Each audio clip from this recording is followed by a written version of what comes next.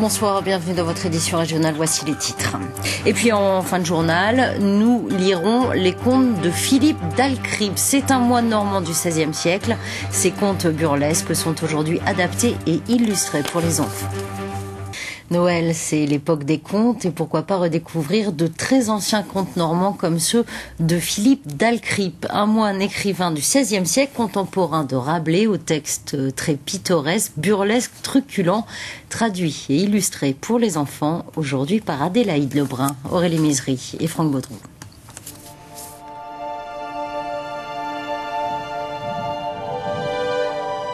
Nous voici dans l'atelier d'Adélaïde Lebrun. C'est là que depuis 2 ans, l'enseignante en arts plastiques se consacre à un homme vieux de plus de 5 siècles, Philippe d'Alcripe, un moine bernardin de l'abbaye de Mortemer, rencontré presque par hasard en feuilletant une encyclopédie.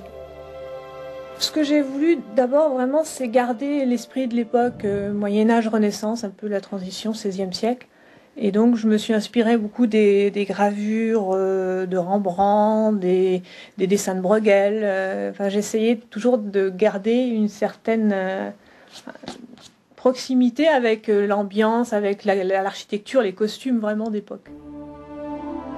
Philippe d'Alcripe, un moine écrivain qui s'amusait à raconter de drôles d'histoires de notre campagne normande. Un contemporain de Rabelais qu'Adélaïde avait envie de faire redécouvrir. C'est presque le baron de Munchausen, quoi. C'est vraiment des histoires fantastiques. Donc c'est très marrant. Une vraie et ancienne histoire raconte qu'un jour, 2 pipeurs de dés se retrouvèrent à une certaine taverne de village où, après avoir fait connaissance l'un avec l'autre et fait bonne chère ensemble, ils se mirent à jouer à un jeu de pur hasard.